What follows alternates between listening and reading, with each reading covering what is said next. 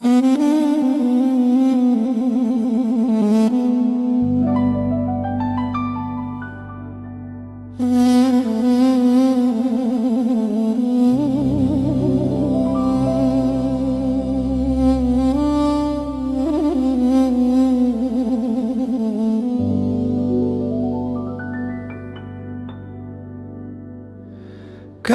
yaz güzel adın, derde devadır Fatime.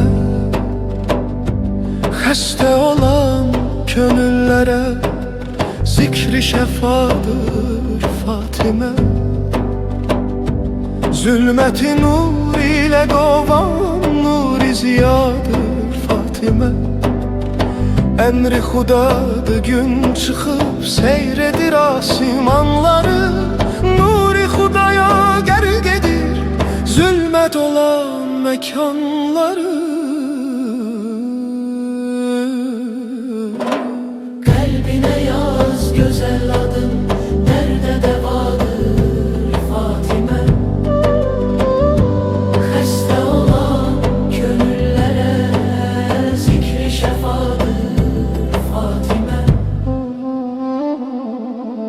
Mektebimiz şehadeti fəxr bilir, şərəf bilir. Qibleyi eşqi aləmə kərbu bəla nəcəf bilir.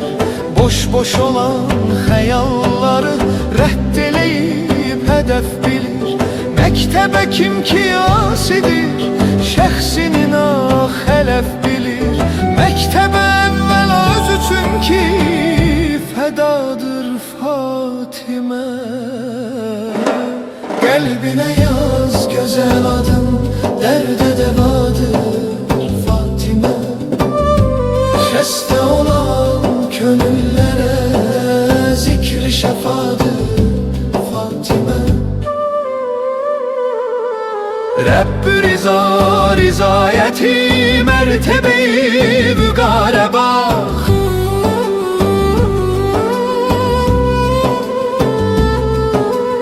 Rabbi yanında qiymətə, hörmətə, etibara bax. Əmrinə dağ dönər toza, tozdağa ixtiyara bax.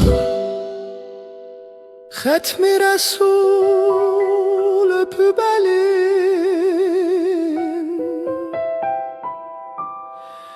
İzzətə iftixara bax.